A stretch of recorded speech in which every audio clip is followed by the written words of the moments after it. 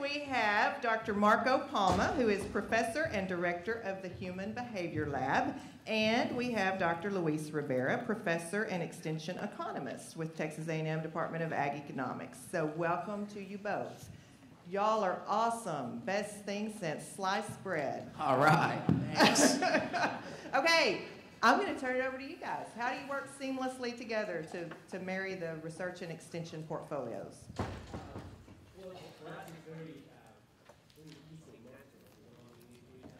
Can't hear you.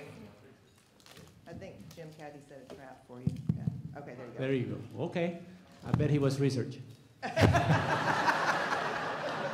So anyways, for us it's very natural to work because we're trained as problem solvers. And you see a problem and you try to solve it with the best resources that you have. And Dr. Bolivina knows because she interviewed me. I throw a lot of numbers in there, you know, and we have done a great job, Land-Grant University system, in producing more and being more productive with the resources that we have. With the Green Revolution and Dr. Borlaug too, we basically have produced a lot of food, so much that the issues that we have right now is not, for the most part, is not lack of food. It's more of the quality of food that we consume. You know, we have here in this country, we have the cheapest food in the world. About 6.3% of our income goes into food consumption. From 1940, farmers will feed about 19 people, now about 150. I mean, those numbers are awesome, but now the problem has changed a little bit. And the problem is that we have diet-based chronic diseases.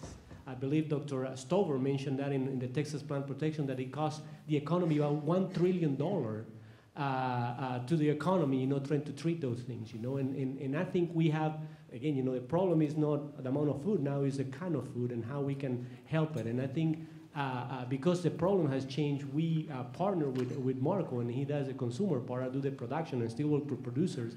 And we work very well together because of we solve a problem that it's a big issue right now. I think we live in a whole new world. If you look at the current landscape of grantmanship and cooperation, today most agencies are no longer just interested in knowing what sort of outputs in terms of research papers we're going to provide, how many people are we going to reach.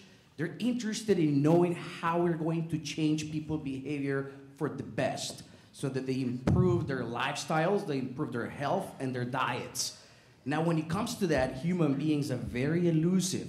If not, you can ask McDonald's when they decided, because of healthy reasons, to ban their trans fats from their French fries. Now, McDonald's has been around for a long time, so they knew better than trying to do that all at the same time. So they made this change in different geographic locations. And what happened was all the consumers started complaining that the French fries didn't taste any good, even in places where they didn't make the switch yet. So this is a perfect example how the consumer actually may behave in different ways, because that's the way things have been done. So be an experimental economist. Let me tell you a story about the dangers of being change averse and how we like to navigate through life using the flag of the status quo. All of us like to do things the way they've done, because that's the way it is. It's the way it always has been done. And so in this story, there were some apes that were put in a cage, and they put a reward fruit on top of the cage. And what happened was that when one of the apes wanted to go to the top and get the fruit, the experimenters would throw chilling water at the others. So the result was that when one of the apes wanted to go to the top, the other apes would beat that ape so that they didn't get the punishment. So eventually what happened was they took out the reward, they took out the punishment, and they started switching one ape at a time until eventually there was none of the original apes inside the cage. But yet, the new apes that had nothing to do with the original experiment, they didn't know anything about any punishments or any rewards, they still beat any of the apes that wanted to go to the top. Why? Because that's the way things have been done.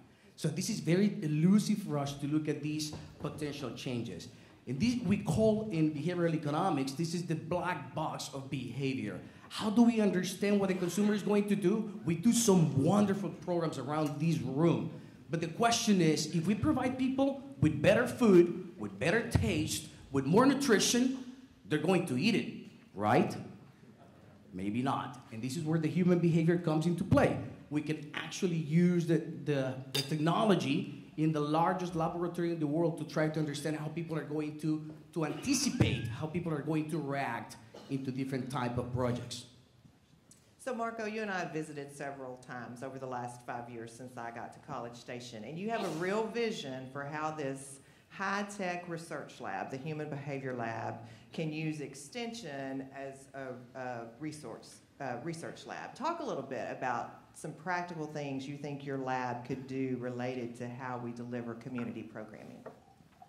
Sure. So for us, the way we see it is we have this mission that aligns very well with the mission of both of our agencies. And our mission is quite simple. We want to improve the lives of Texans and people around the world.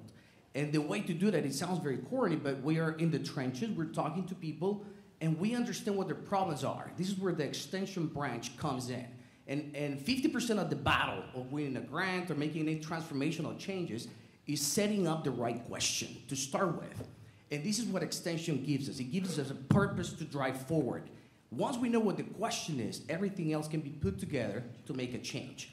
And so when we set out to do our programs, our objective is not to integrate extension and research. Our objective is to improve the lives of people. But in order for us to accomplish that, we have to integrate extension and research, because that's the only way that we can actually make true transformational changes. Amen. Okay. Yeah. All right, excellent. Thank you guys very much. I think, you know, the expertise we have in the Ag Economics Department is tremendous. This Human Behavior Lab is going to be a real gem as we move into the future, as we launch the Social and Behavioral Research Initiative, and we very much value what you guys are doing. Just if you guys are interested in learning more about this, I invite, if you haven't been to the Human Behavior Lab, I invite you to come over to see what we have. This is really, we have partnered with people around the globe. iMotions is the largest provider of what they call mega labs. So the beautiful thing about this lab is not only that we have the largest lab for the sake of being the largest lab, but we can run experiments very quickly. So at any given point, we have 20 to 30 projects going on at the lab. I'm not participating in all of them. Sometimes we just help others to understand what they need to. And so we would be more than happy to partner with anybody who's interested in implementing any sort of related behavior or changes in your program. So thank you very much. And just to add something too, it could be as research oriented or as applied as it can be. So it's basically depending on what issues you're dealing with, we can we can work with them, and it could be, you know, applied, or it could be just research. But anyways, it's Marco is very passionate about it, and we're very happy to help. Thanks. Very good. Thank you guys so much. Thank you.